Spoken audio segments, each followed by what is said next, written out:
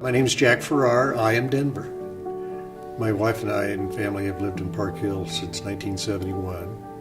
There's a gazillion stories I have about Park Hill, but the one that my wife and I in particular are very happy to be part of is the Park Hill Community Bookstore, which is at 23rd and Dexter.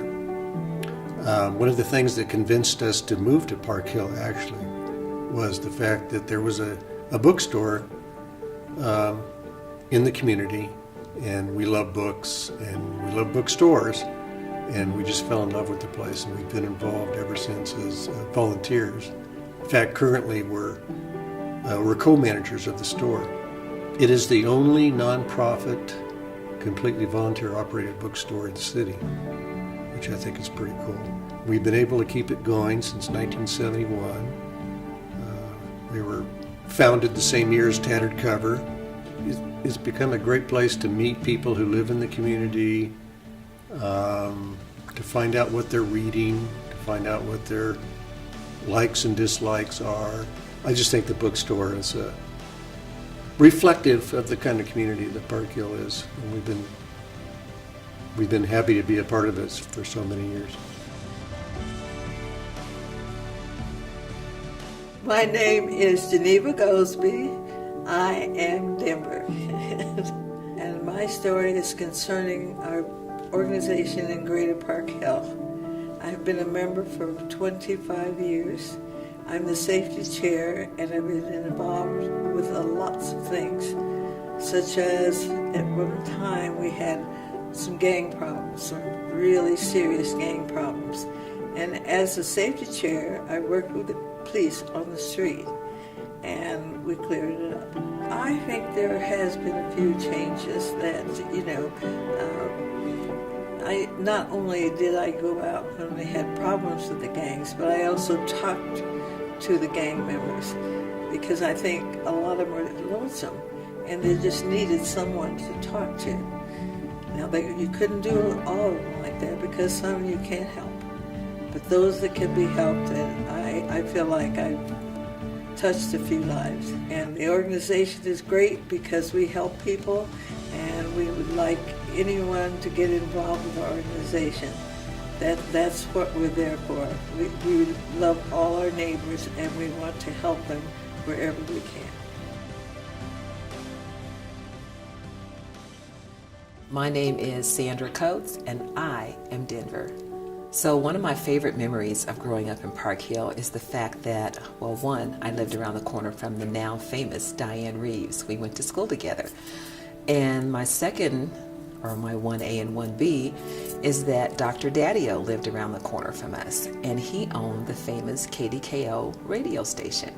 And it used to be based in the Dahlia Shopping Center, and my favorite memory of that was when the Temptations came to town.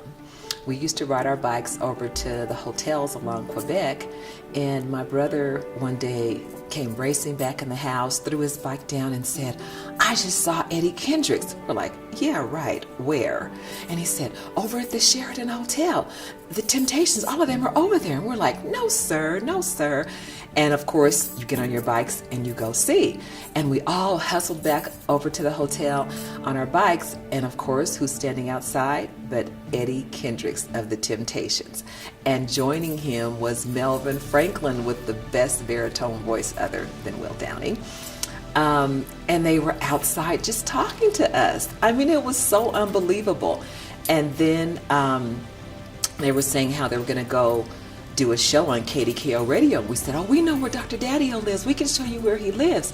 And so when they got to the radio station, we were, of course, on our bikes. We rode from there down to Dahlia, and we were outside the radio station. When they came in, they were actually saying hi to us, and the kids were like, "You know the Temptations?" It was so cool, but we'd only met them just hours before they were going to do the show. I love the history of my people, my family, my friends, and neighbors. My name is Bernadette Kelly, and I am Denver. I am a third-generation Denver native. My grandmother was born here in 1912. I grew up near I-25 in Evans, but attended Matchbuff High School when it was on Montview and Elm and Park Hill. So that is my first introduction to Park Hill, and if you had said, 20 years later after high school, you're going to be living 6 blocks from your old high school, I wouldn't have believed you. But a friend had sent me a letter saying, charming cottage for sale in Park Hill, and it's actually an alley house, and probably a high probability of being scraped, but I did not scrape it. I rehabbed it, and I am a genealogy geek, and I found the family that lived in my home from about 1924 to plus or minus 1964, and so I found them through working on Ancestry, and so they are the Shoemates, Val and Zella Rudy, or Val Shoemate and Zella Rudy.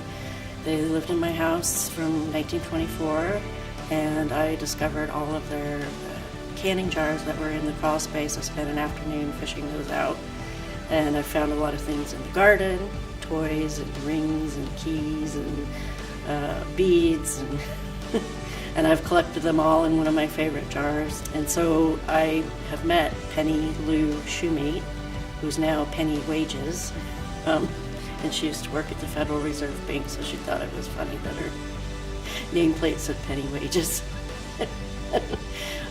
So I've met Penny, she's a granddaughter. I've met Dale, who's a grandson, and then I met James Shoemate, who is a son.